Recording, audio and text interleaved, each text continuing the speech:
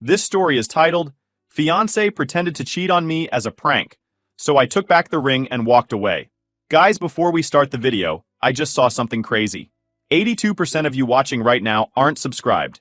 If you're already here enjoying the content, why not hit that subscribe button? It's completely free, takes just a second, and it really helps the channel grow so I can keep bringing you more stories you love. Now let's start the video. OP starts by saying, I've been with Emma, 26 female, for just over 3 years now. Things were good, or at least I thought they were. We'd talked about marriage a couple of times over the years, so I knew she was on the same page as me. After saving up for months, I decided it was finally time to propose. I wanted to make it special, something she'd always remember. I planned the whole thing down to the smallest detail. First, I booked a resort by the lake. It wasn't just any resort. It was one of those places you see in Instagram travel posts, with private cabins, a gorgeous view, and a setup for fancy dinners by the water. I spent a good chunk of my savings on it, but it felt worth it. I was proposing to the woman I wanted to spend the rest of my life with. Go big or go home, right? The ring was another big deal. Emma and I had talked about it before, and she mentioned how she always imagined a diamond solitaire. Nothing too over the top, she'd said. Just elegant. So, I spent weeks hunting for the perfect ring. When I found it, I knew it was the one, just like I thought she was the one for me. I showed the ring to my mom, and she actually teared up. My mom's always been the sentimental type. She said, Michael, this is perfect. She's going to love it. My dad, on the other hand, thought I was crazy for spending so much money. Son, are you sure about this? Marriage isn't all sunsets and diamond rings, you know. Classic dad advice. The proposal itself went perfectly. I had planned a private dinner by the water at sunset. There were fairy lights, soft music playing in the background, and the lake shimmering in the last light of the day. I was so nervous. My hands were shaking when I pulled out the ring. But when I got down on one knee and asked her to marry me, she looked at me with tears in her eyes and said yes. I don't think I've ever felt that happy in my entire life. For a moment, it felt like everything was perfect. Afterward, Emma was over the moon. She couldn't stop talking about how perfect the proposal was and how happy she was. She called her parents as soon as we got back to the cabin. Her mom cried on the phone saying, We're so happy for you two. Michael, welcome to the family. That really meant a lot to me. Her dad, who's normally a quiet guy, even told me, You did good, son. It felt like the start of something amazing. The first few weeks after the proposal were incredible. Emma was so excited to show off her ring to everyone. She'd stop random people, like the cashier at the grocery store, and go, Look at this. Isn't it gorgeous? My fiancé picked it out for me. And honestly, I didn't mind. It felt good seeing how happy she was. I was proud that I could make her that happy. Our families were equally excited. My mom couldn't stop calling me to ask about wedding plans. She's a total planner, so this kind of thing is right up her alley. Have you picked a venue yet? What colors are you thinking? Oh, are you going to do a buffet or plated dinner? She was basically ready to take over as our wedding coordinator. My dad, being my dad, said, Don't let your mother steamroll you. Remember, it's your wedding, not hers. Emma's family was just as into it. Her mom started calling her the bride-to-be, and her little brother joked about how he finally got to be the cool uncle someday. Everything seemed perfect at first, but then Emma started acting different. At first, it was subtle. She started hanging out with her friends a lot more. She told me it was because she wouldn't have as much time to see them after we were married, so she wanted to make the most of it now. That made sense, and I didn't want to be the guy who stopped her from having fun with her friends. Besides, her friends are nice people, and I trusted her. But then, little things started to bother me. Emma has always had a quirky sense of humor, but after the proposal, her jokes started to get a little off. She'd make comments like, Oh, I've got Michael trained so well. He'll do anything I ask. She said it in front of her friends a few times, and while they laughed, it made me feel weird. I brushed it off at first because I didn't want to seem overly sensitive. I thought maybe it was just her way of handling the stress of planning a wedding. One night, we were at her parents' house for dinner. It was one of those big family meals where everyone's sitting around the table, laughing and talking. After dinner, I offered to help clean up, and Emma said, See, I've trained him well. Her dad actually frowned and said, Emma, don't say that. That's not nice. I laughed awkwardly because I didn't want to make a scene, but I could tell her dad didn't like it either. The comments didn't stop, though. In fact, they got worse when we were out with her friends. She'd flirt with her guy friends as a joke, saying stuff like, If I wasn't engaged, I'd totally date you, and then look at me like I was supposed to laugh along. It was humiliating, but I didn't want to start an argument in front of everyone. Her friends even told her to stop a couple of times. One of them said, "Emma, that's not funny. You're being kind of rude." But she'd just shrug it off and say, "Relax, it's just a joke." I brought it up with her once. I told her, "Some of the things you say in front of your friends make me uncomfortable. Can you not do that?" She rolled her eyes and said, "Michael, you need to learn to take a joke. You're way too serious." I dropped it because I didn't want to turn it into a big fight, but it kept bothering me. If I'm honest, I think I was trying to convince myself it wasn't a big deal when, deep down, it was.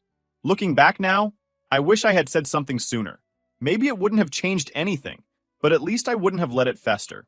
At the time, I kept telling myself that this was just a phase, that she was stressed about the wedding, or nervous about the future. But the truth is, the woman I proposed to was starting to feel like a stranger, and I didn't know what to do about it. After the proposal, things between Emma and me were still good, for the most part, but I started noticing some changes in her behavior. She told me she wanted to spend more time with her friends before the wedding because, as she put it, things are going to change after we're married. I didn't think much of it at first. I mean, I wasn't going to be the guy who stopped her from seeing her friends. Plus, her friends were pretty chill, and I trusted her. But the way she acted when she was with them started to bother me. It started small, with her making little jokes about me. Stuff like calling me her manslave in front of her friends. She'd laugh and say, "Oh, don't worry, Michael will handle it. He always does." At first, I tried to laugh along because I didn't want to seem like I couldn't take a joke. But the more she said it, the more it stung. Her friends didn't even seem to think it was that funny. Sometimes they'd awkwardly laugh, but I could tell they were uncomfortable too. One time, we were out with her friends at this bar downtown. Everything was going fine until she started flirting with one of her guy friends, David. She kept jokingly saying, "David, if I wasn't engaged, I'd totally be dating you right now." She even winked at him. David looked embarrassed and said, Emma, stop. That's not cool." But she just laughed and said, "Relax, it's a joke." I didn't say anything at the time because I didn't want to make a scene, but it really got under my skin. I brought it up with her later that night when we got home. I said, "Emma, some of the things you say in front of your friends make me uncomfortable. Like tonight, when you were flirting with David. That wasn't okay." She rolled her eyes and said, "Michael, you need to learn how to take a joke. You're way too serious all the time." I tried to explain that it wasn't about being serious. It was about respect. But she wasn't having it. She brushed me off and said I was overreacting. I let it go because I didn't want to start a big fight, but it kept eating at me. It wasn't just with her friends either. She started making those same kinds of comments around our families. One night, we were having dinner at her parents' house. It was a pretty casual thing, just her parents, her little brother, and us. After dinner, I offered to help clean up, and Emma goes, "See? I've got him trained already." Her dad gave her a look and said, "Emma, don't talk like that. It's not nice." Her mom laughed nervously and said, "She's just joking." But I could tell her dad wasn't amused, and honestly, neither was I. The jokes kept escalating. She started calling me hubby in this sarcastic tone when we were around people. Like, she'd ask me to grab her a drink and say, "Thanks, hubby. You're the best." It wasn't what she said. It was how she said it. Like she was mocking me. I felt like I was becoming the punchline to all her jokes. My sister Sarah noticed it too. She pulled me aside at a family BBQ and said, "Hey, are you okay? Emma's been kind of off lately." I didn't know what to say. I just shrugged and said, "She's stressed about the wedding, I think." But deep down, I knew it was more than that. Then came the camping trip. Emma's family loves camping, and they'd invited us to join them for a weekend trip. My parents and sister came too, so it felt like a good chance for our families to bond. Everything was great at first. We set up the tents, cooked dinner over the fire, and told stories. It was one of those nights where you feel like everything in life is simple and perfect. And then Emma ruined it. Out of nowhere, while we were all sitting around the campfire, she says, "You know, I have to hand it to Michael. He forgave me for cheating and even proposed after it." The whole group went silent. I stared at her, completely stunned, while my mom's face turned white. My dad, who'd been poking the fire with a stick, froze. My sister whispered, "What did she just say?" I couldn't even process it. I asked her, "When did you cheat?" She smirked and said, "Oh, you know, a few days before we went to the resort." How could you forget? It was so memorable for me. A couple of her friends laughed nervously, probably thinking it was some inside joke. But my family wasn't laughing. My mom looked like she was about to cry, and my dad just shook his head. Before I could say anything, Emma burst out laughing and said, "Relax! It's a joke! You're all so uptight." My dad stood up and said, "Emma, that's not funny." My mom quietly got up and went back to the tent. I just sat there, frozen, while everyone else awkwardly tried to change the subject. That night, I barely slept. I kept replaying what she said in my head. Was this who Emma really was? Someone who thought it was funny to humiliate me in front of our families and friends? I didn't even confront her about it then, because I didn't trust myself not to explode. When we got home the next day, she acted like nothing had happened. She even joked, "You're so quiet, babe. What's wrong? Did you forget how to take a joke?" That was it for me. I didn't say anything, but I started seriously questioning whether this was someone I could spend the rest of my life with. I knew I had to make a decision, but I wasn't ready to face it yet. I kept telling myself that maybe this was just a phase, that she was nervous about the wedding, or stressed about the future. But deep down, I knew that wasn't true. The woman I proposed to wasn't the woman sitting across from me anymore, and I didn't know if I could fix it, or if I even wanted to. After the camping trip, I knew things weren't right between me and Emma. That night around the campfire replayed in my head over and over. The way she casually joked about cheating, like it was the funniest thing in the world, completely threw me. I'd never felt so humiliated in my life, especially in front of my family. My mom's devastated face, my dad's disappointed silence, and even my sister's whispered, "Are you okay?" were burned into my memory. But the worst part? Emma didn't seem to care at all. When we got home, I was still fuming. I was waiting for her to say something, an apology, an acknowledgement, anything, but she acted like nothing happened. She threw her bag on the couch, took off her engagement ring, and set it on the table like it was just another day. Then she went to take a shower. That was it. No. Hey, I think I took that joke too far. Or even a simple, "Are you okay?" I sat there staring at the ring. I had spent months saving for that thing, carefully picking it out, planning the proposal, and imagining our future together. And now it just felt like a cheap piece of jewelry sitting on a table. The love and excitement I had felt when she first put it on her finger were completely gone. When she came out of the shower, I decided to test the waters. I said, "Hey, about what you said at the campfire last night." Before I could finish, she rolled her eyes and said, "Oh my God, Michael, are you seriously still upset about that? It was just a joke. You really need to lighten up." That hit me like a ton of bricks. I had been humiliated in front of both our families, and she couldn't even take it seriously. I said, "It wasn't funny, Emma. You made me look like a complete idiot." She shrugged and said, "You're overreacting. Everyone knew it was a joke." Then she grabbed her phone and walked into the bedroom, leaving me sitting there with my blood boiling. I couldn't do it anymore. I realized that this wasn't just about one bad joke. This was about respect, and Emma clearly didn't respect me. How was I supposed to marry someone who thought it was okay to make me the butt of every joke? Someone who couldn't even apologize when she knew she'd hurt me? I'd spent weeks brushing off her comments, trying to convince myself it wasn't a big deal. But it was a big deal. It was a huge deal. So I made a decision. While she was in the bedroom scrolling through her phone, I grabbed the engagement ring off the table, packed a bag, and left. I went to crash at my friend Jake's place. Jake's the kind of guy who's always been there for me, no matter what. When I showed up at his door with a duffel bag and a pissed-off look on my face, he didn't even ask questions. He just said, "Come in. Beer or coffee?" Later that night, I texted Emma. I told her the wedding was off and that I needed time to think about our relationship. I tried to keep it as calm and respectful as possible, but I didn't sugarcoat it either. I told her that what she did was unacceptable, and that I couldn't marry someone who didn't respect me. Her response came almost immediately. "Michael, you're seriously ending our engagement over a joke? You're being way too sensitive." I stared at the message, completely baffled. Sensitive? I wasn't being sensitive. I was standing up for myself. I replied, "Jokes have limits, Emma. What you said wasn't funny. It was hurtful, and you embarrassed me in front of everyone."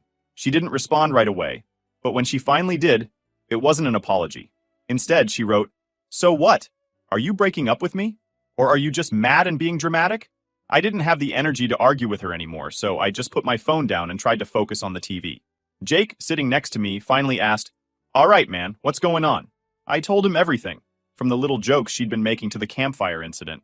Jake, who's usually the most laid-back guy in the world, shook his head and said, "Dude, that's messed up. If she can't see why you're upset, that's a red flag. You deserve better." The next morning, Emma called. I was half asleep when I answered, and she started yelling immediately. "Where's my ring, Michael? You had no right to take it. It's mine." I couldn't help but laugh. "Emma, the ring was a symbol of my love and our future together. Since both of those are now in question, it's not yours anymore. She didn't like that answer. You're such a cheapskate, she spat. What kind of man takes back an engagement ring? I was done being nice. The kind of man who realizes he made a mistake proposing to someone who doesn't respect him, I shot back. She hung up after that, but I knew this wasn't the end of it. After calling off the wedding, I thought things might settle down, but I couldn't have been more wrong. Emma wasn't letting this go without a fight. Not a respectful, adult conversation kind of fight, but a full-blown, public drama explosion. What I didn't expect was how quickly she'd weaponize social media to turn this into a circus. The day after I moved out, I woke up to dozens of texts from mutual friends and family members. My sister Sarah sent me a screenshot of a Facebook post Emma made that morning. It was a long, dramatic essay where she painted herself as the victim of my unreasonable behavior. The post read something like, "I can't believe I'm having to go through this.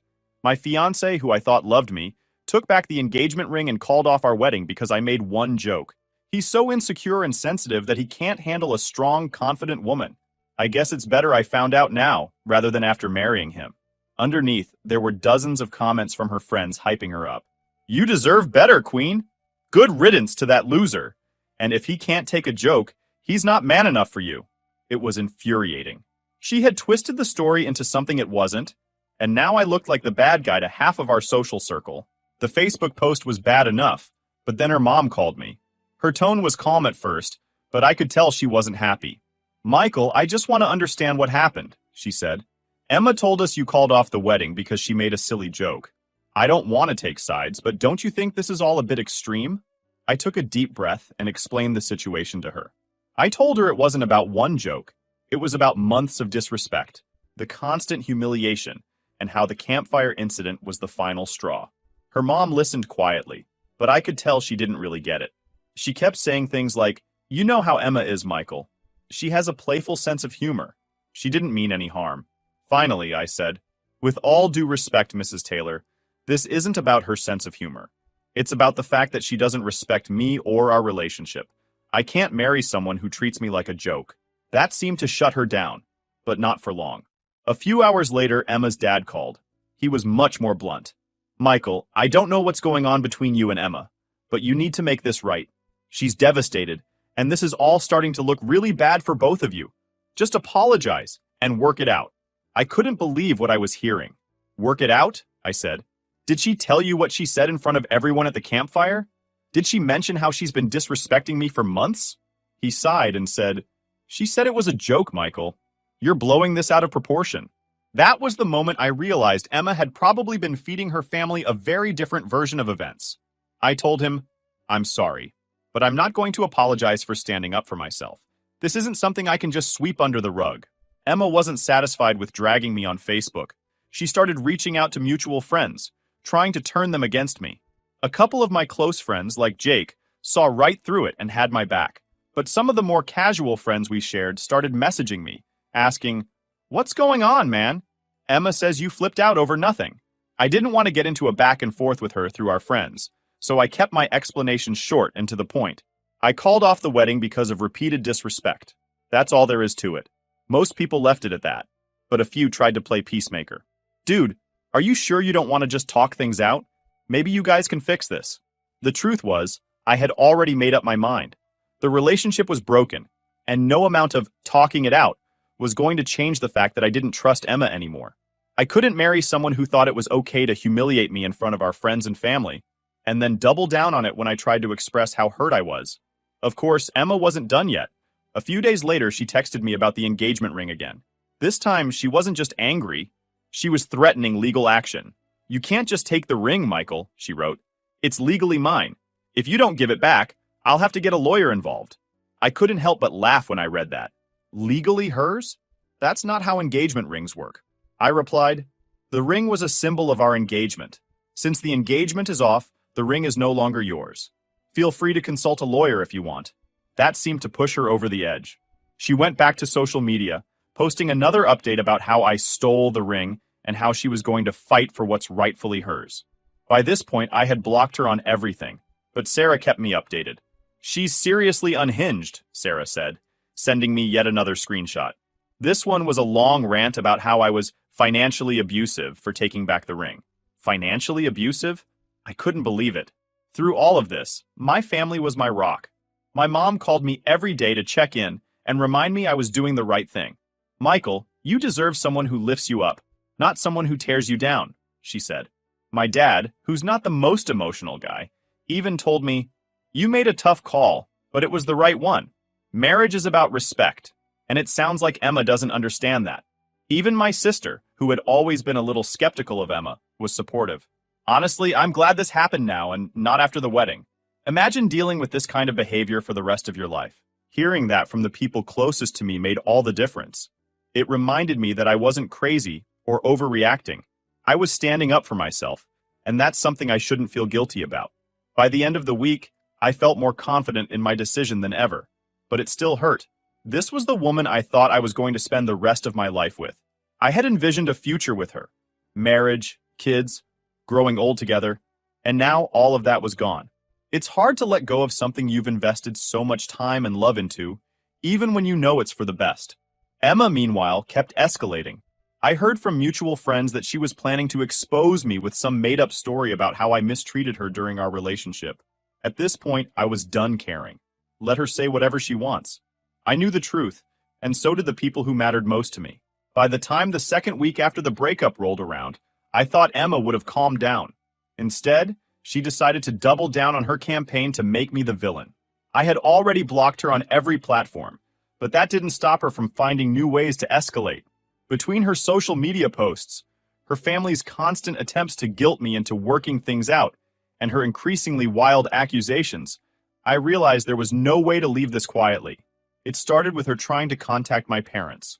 One night, my mom called me sounding really upset. Michael, Emma called me today, she said. She was crying and saying you're being unfair, that she didn't mean to hurt you, and that you're ruining both your lives by calling off the wedding. I sighed and rubbed my temples. What did you say? I told her that this is your decision to make, and that I support you, my mom replied. But Michael, she was very insistent. She kept saying you're overreacting, that it was just a joke, and that you need to stop letting your pride get in the way. She's trying to manipulate you, Mom, I said. She knows I won't back down, so now she's going through you to make me feel guilty. My mom agreed, but I could tell the whole thing bothered her. Emma had always been good at playing the victim, and even though my mom supported me, I knew Emma's sob story had gotten to her. Emma didn't stop with my mom. She called my dad next. Now, my dad is the last person on earth who would fall for Emma's antics. He's a no-nonsense guy, and he's never been one to sugarcoat things. When he called me, he sounded more annoyed than anything. Michael, that girl called me today, he said.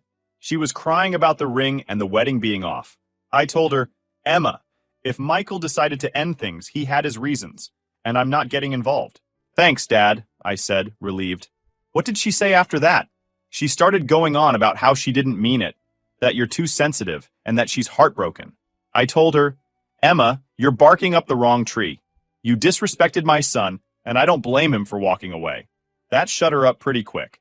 Hearing that made me feel better, but I hated that she was trying to drag my family into this. It was bad enough she had turned half of our mutual friends against me, but now she was using my own parents to guilt me into taking her back. Now, before we jump into the final update, I just want to remind you to hit that subscribe button if you haven't already. It helps the channel a ton, and lets us keep bringing you more amazing stories. Alright, let's get to the final update. Final update. A mutual friend, Laura, reached out to me and said, Hey Michael, I thought you should know Emma's been telling people you were controlling and jealous during your relationship. What? I said, completely floored. Where is this coming from? She's saying you didn't let her hang out with her friends or talk to other guys, Laura explained. I know it's not true. I've seen how much freedom you gave her, but I wanted you to know what she's saying. I was furious but not entirely surprised. Emma had always been good at spinning stories to make herself look innocent. I figured this was her way of justifying the breakup to people who didn't know the full story. Still, it hurt. I had gone out of my way to give her space and support her friendships, even when her behavior started crossing boundaries. For her to turn around and call me controlling was a slap in the face. Jake, my best friend, stepped in at that point. He started posting little snippets of the truth in response to Emma's rants on social media.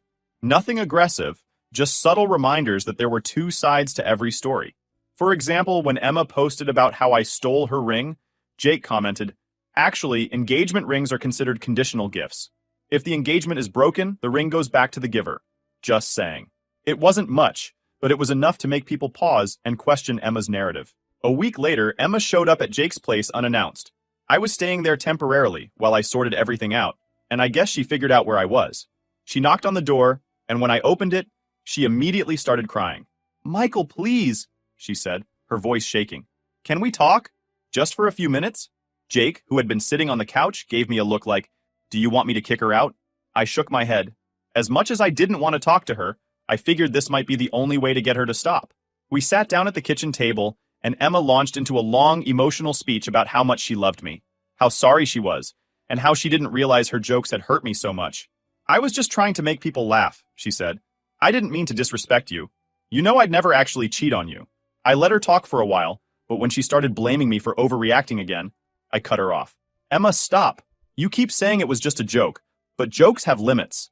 You crossed the line, and instead of apologizing, you doubled down and acted like I was the problem. How can I marry someone who doesn't respect me?" Her tears dried up pretty quickly after that. She sniffed and said, "So that's it? You're just throwing away 3 years over one bad joke?" "It's not just one joke, Emma," I said. "It's the pattern of disrespect, the constant humiliation, and the fact that you've shown me time and time again that you don't take me or our relationship seriously. I can't do this anymore." She stared at me for a moment, then stood up and said, "Fine. If that's how you feel, then I guess I wasted 3 years of my life." She stormed out, slamming the door behind her. Jake looked at me and said, "Well, that was something. You okay?" "Yeah," I said, surprisingly calm. "I'm done. Since that final confrontation, I've started to feel like myself again. Cutting Emma out of my life was the best decision I've ever made, even if it was painful at first. My family has been incredibly supportive, and I've realized who my true friends are. Some of the people who took Emma's side have started to reach out, saying they didn't know the full story. I haven't decided if I want to bother reconnecting with them yet. For now, I'm just focused on moving forward. Emma, as far as I know, is still telling her version of the story to anyone who will listen. But I've stopped caring. Let her say whatever she wants. I know the truth, and the people who matter to me know it too. At the end of the day, I'm just glad I found out who she really was before it was too late." So Reddit, am I the a-hole?